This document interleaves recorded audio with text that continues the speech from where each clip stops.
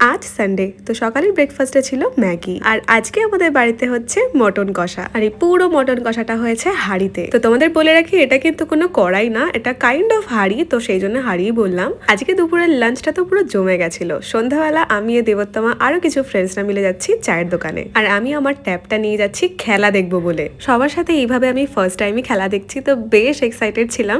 বেশি কয়েকজন ছিলাম না, ওই 5-6 জন মতোই ছিলাম। আরো বনগাঁয় তো কত জায়গায় স্ক্রিন লাগিয়েছে, প্রজেক্টর লাগিয়েছে। আওয়াজটা একটু কম আসছিল বলে আনা হলো ব্লুটুথ। এই ব্লুটুথ চালানোর পর তো যা মজা পেয়েছি আমরা সবাই।